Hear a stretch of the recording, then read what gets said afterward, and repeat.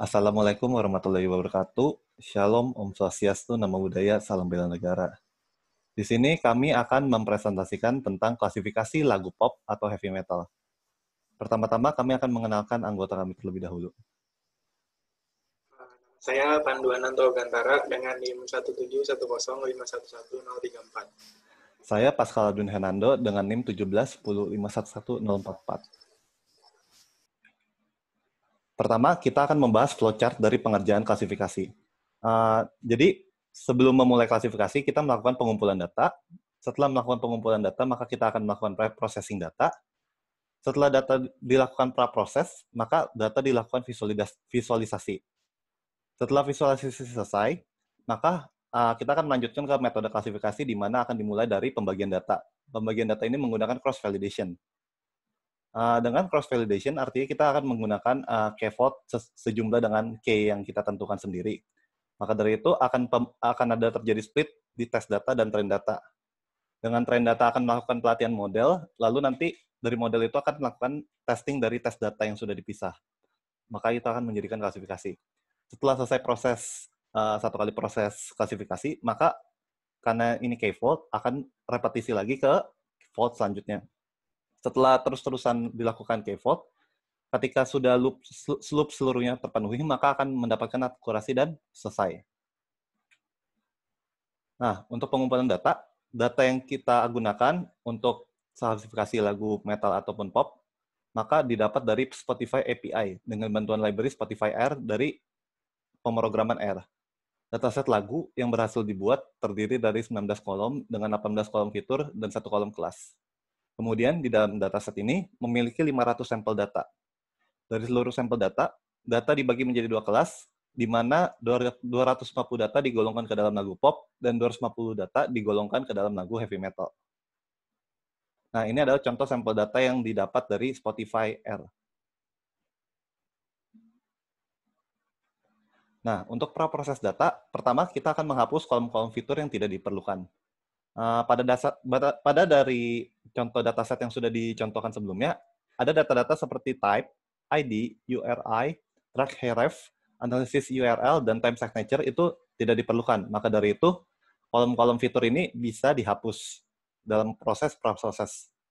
Kolom-kolom tersebut adalah pengenal yang membedakan antara masing-masing sampel data yang dimana nilainya berbeda satu sama lain sehingga tidak akan memberikan nilai yang berarti pada saat proses klasifikasi. Selanjutnya, untuk proses data dilakukan pemeriksaan missing value. Setelah dilakukan pemeriksaan, ternyata pada dataset ini tidak terdapat missing value sehingga tidak diperlukan pengisian missing value tersebut. Selanjutnya adalah kita melakukan konversi nilai fitur ke nilai yang lebih baik.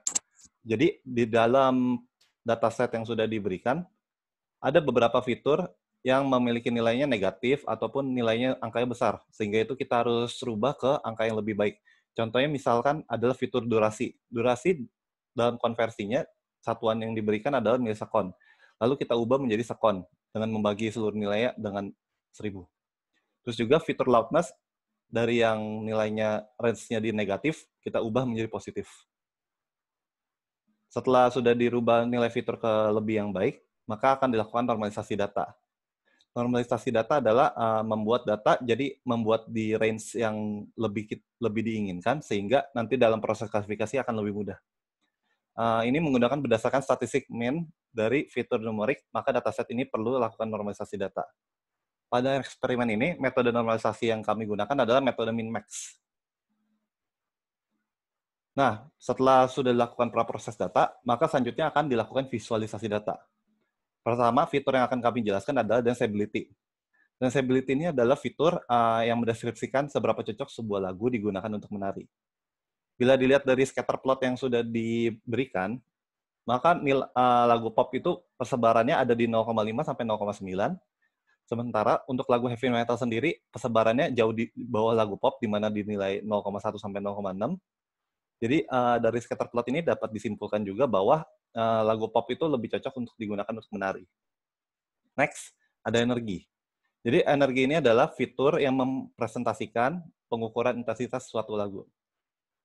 Contohnya adalah di sini lagu pop memiliki sebaran data dari nilai 0,0 sampai 0,9. Sementara Untuk heavy metal, persebarannya cukup di atas. Jadi ada di sekitaran 0,9 sampai 1. Dengan ini dapat disimpulkan bahwa lagu heavy metal lebih energik karena cirinya yang memiliki tempo cepat, berisik, dan keras. Selanjutnya adalah key.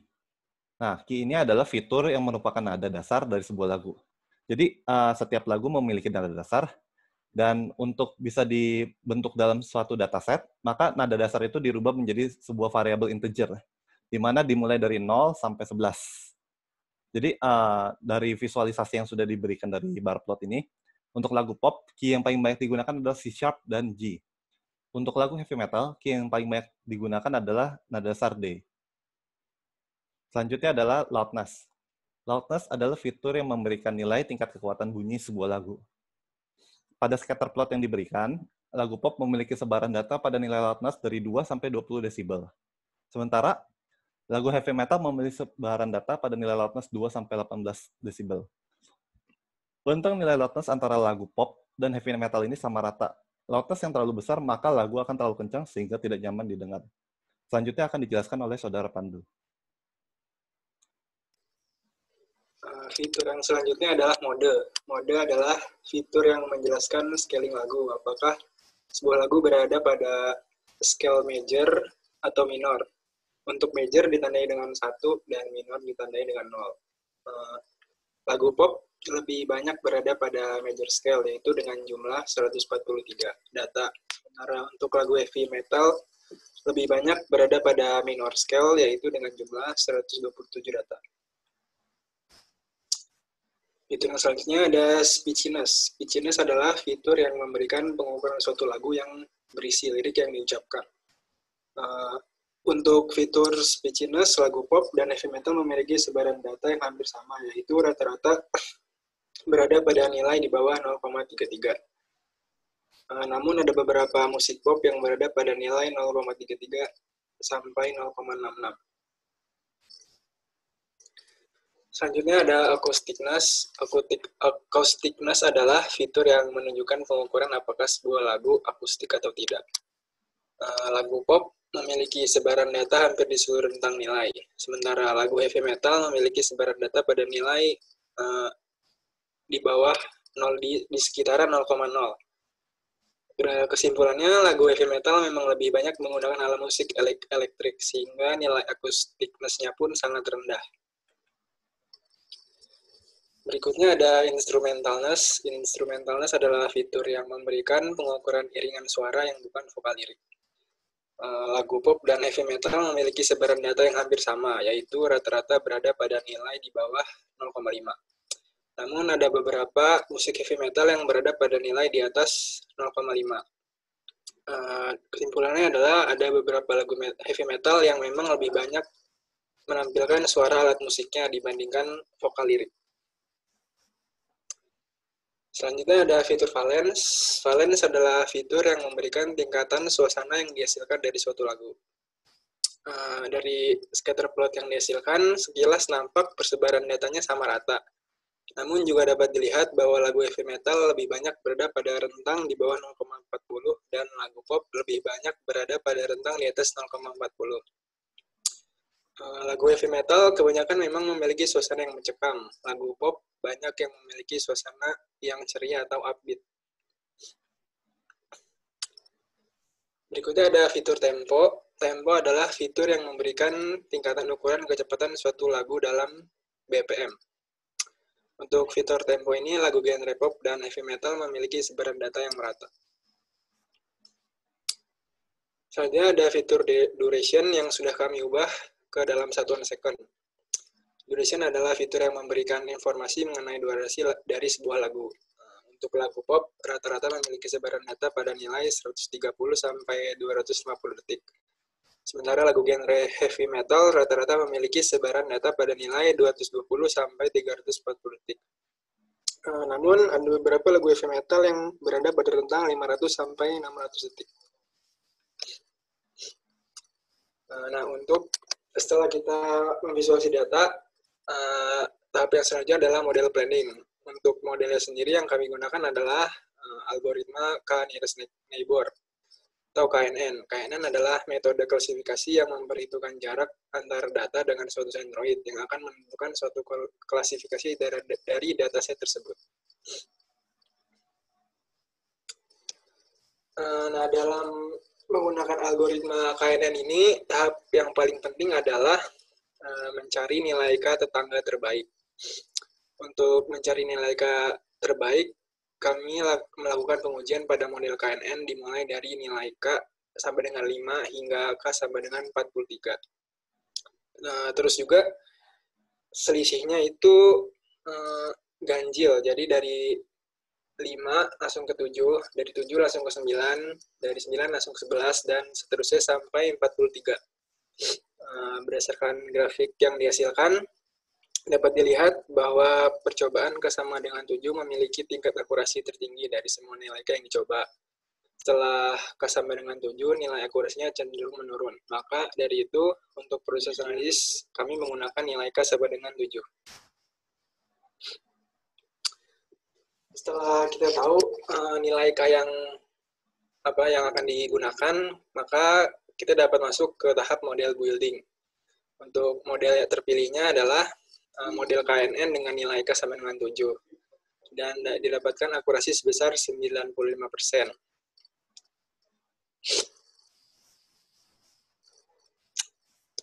Terus, tadi kan udah dicoba dulu K sampai dengan 7 pada model KNN-nya. Habis itu, kami melakukan validasi terhadap model dengan menggunakan K-fold cross validation.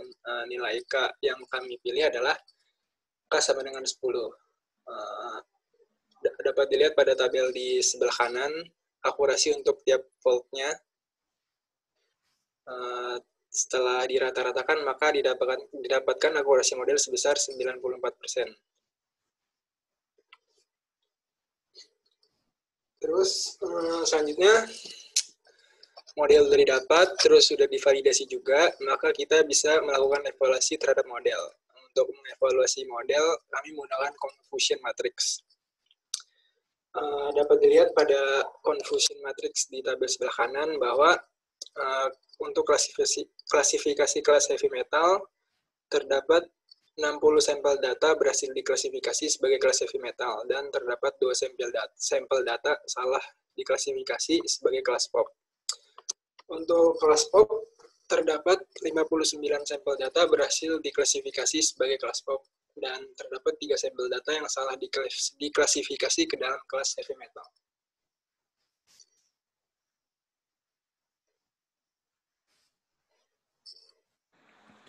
Sekian dari presentasi kami. Mohon maaf apabila ada terjadi kesalahan kata ataupun ada kata-kata yang kurang berkenan dari kami. Terima kasih. Wassalamualaikum warahmatullahi wabarakatuh.